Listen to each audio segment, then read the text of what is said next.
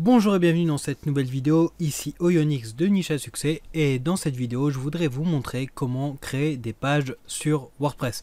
Parce que WordPress a cet avantage de pouvoir être utilisé en mode blog, c'est d'ailleurs pour ça qu'il a été créé à la base, mais WordPress c'est une machine à tout faire, et on peut donc aussi créer des pages, si bien un article ou une page ça reste que du code HTML. C'est juste que c'est pas organisé tout à fait pareil. Et donc on va pouvoir très facilement créer en fait tout un site à partir de WordPress. Et on peut même laisser de côté complètement la partie article et avoir un site qu'on appelle un site vitrine qui va être composé de plusieurs pages, peut-être 5, 10, 20 pages, sur lesquelles il y aura notre contenu, un site à contenu fixe, contrairement à un site à contenu dynamique qui est un blog où on va publier tous les jours, toutes les semaines, tous les mois de nouveaux articles, de nouveaux contenus. On peut créer un site vitrine, un site plutôt statique qui va juste être fixe dans le temps et ne pas recevoir forcément de nouveaux contenus tous les X temps. Donc ça se prête très bien au site de niche, puisque le but c'est que on crée un site sur lequel on met du contenu qui est intemporel, et on va présenter des comparatifs, des tests produits, des avis sur des produits.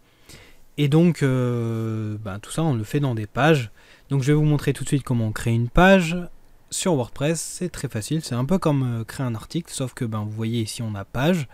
Donc si on clique sur toutes les pages, bien sûr on retrouve toutes les pages qui existent déjà sur le site en question. Et on peut ajouter des pages, donc en cliquant directement sur ajouter ici ou en cliquant sur ajouter ici en haut. Comme pour un article, une page a un titre, donc ça va être le titre de la page, qui est la balise H1 en référencement. Sur la plupart des thèmes, c'est celle-là qui est utilisée. Ensuite, comme pour un article, on va introduire le contenu de sa page. On va placer un premier sous-titre, puis des paragraphes, puis un deuxième sous-titre, puis peut-être une liste à puces, des citations et tout ça. Et c'est le même principe ici, donc mon sous-titre, ça peut être un titre 2, l'autre sous-titre ça peut aussi être un titre 2. Je peux ajouter des médias, des vidéos, des images, exactement comme on l'a fait pour la partie article. Donc si vous n'avez pas regardé la vidéo article, regardez-la. Ça, pour l'interface en tout cas de l'éditeur, c'est la même chose. Ici on n'a pas besoin d'ajouter la balise lire la suite, puisque nous sommes sur une page et on n'a pas, on veut que tout le contenu s'affiche. Il n'y a pas de catégorie, il n'y a pas d'étiquette pour les pages. Donc c'est justement ce qu'on va voir. Donc par défaut, quand je crée ma page, elle est dans les brouillons. Donc ici je vais faire enregistrer le brouillon. Voilà, ma page par défaut elle est à l'état brouillon. Ici je peux modifier son état. Et je peux ici la publier. Pareil, on peut aussi également programmer la publication d'une page pour plus tard. Autre chose à savoir, ici je peux avoir des pages par an. Donc c'est bien pour faire une page avec des sous-pages. Et donc par exemple je peux, là je choisis la page mère de ma page de la page que je suis en train de créer. Bon, on a un ordre, on peut, ça je vous l'ai montré, c'est le changement d'éditeur. On peut faire varier la mise en page. Donc la mise en page, vous voyez ici j'ai les valeurs par défaut. Donc comme pour les articles, encore une fois, je vais retrouver les éléments de mise en page. On peut définir une image en avant, mais mise en avant. Alors c'est ça, selon les thèmes on va l'avoir ou pas sur les pages. En tout cas si votre thème le permet, et GeneratePress le permet, c'est ici qu'on définit l'image en avant comme pour un article, et ce qui fera que lorsqu'on va publier la page, donc là je vais la publier directement pour aller voir ça, j'aurai une image d'en-tête sur ma page. Donc ça c'est quelque chose qui peut être travaillé. Donc je vais retourner sur la modification de la page. Ici vous avez un élément que je n'ai pas évoqué sur les articles mais qui se trouve également sur les articles. Ici vous pouvez modifier en fait le slug. Donc c'est-à-dire en fait ça va prendre par défaut le titre de votre page. Et ici vous pouvez le raccourcir ou enlever par exemple les mots de liaison. Moi, ce que j'ai tendance à faire. ou mettre simplement le keyword, ou alors faire un lien court. Donc ici, je sais pas trop pourquoi j'ai index.php, mais habituellement on n'a pas ça normalement. Alors peut-être... Voilà, j'ai fait une petite modification, j'avais pas enregistré mes paramaliens mis à jour, c'est pour ça que j'avais cette partie index.php. Donc voilà, ici on peut bien modifier le slug et on a bien donc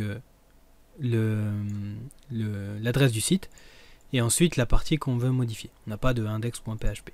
Si vous en avez un, c'est que vous n'êtes pas sur les permaliens que je vous ai recommandés dans les réglages. Donc ça, vous pouvez le changer. N'hésitez pas à revoir la vidéo qui concerne les réglages WordPress. Dernier point, avant de valider, de terminer cette vidéo, ici vous avez toujours la partie avec le plugin SEO que je vous ai recommandé, SEO Press. Vous allez pouvoir mettre un titre à votre page. Donc comme pour les articles, ici le but c'est d'avoir un titre qui soit engageant pour la personne qui fait des recherches dans Google par exemple. Eh bien il faut que le titre de la page l'invite à cliquer quoi. Cliquez ici pour voir comment installer un site WordPress par exemple. Ou ça pourrait être simplement comment installer un site WordPress. Et ici donc la description qui décrit le contenu. Et vous voyez, j'ai directement l'aperçu de l'extrait Google ou de l'extrait qui sera un peu dans tous les navigateurs, il sera assez similaire. Et on retrouve en fait directement ici la visu de l'article, enfin la visu de la description dans le moteur de recherche. Voilà comment ça va se présenter. Ici vous avez des notions voilà, de limite maximale. En fait si vous dépassez la limite, ben, le problème c'est que ce sera pas visible après au niveau du moteur de recherche, au niveau de certains moteurs de recherche, notamment Google, où la plupart des paramétrages sont faits selon ses métriques à lui. Voilà, vous avez la même chose pour la métadescription. Donc c'était la dernière vidéo de cette série. On a vu la plupart des choses importantes à savoir pour prendre en main WordPress, pour avoir les bonnes bases pour débuter. Donc dans les prochaines vidéos, eh bien j'entrerai peut-être plus en détail sur certains points ou sur des listes de plugins que j'utilise et sur l'aspect vraiment construction de site et monétisation.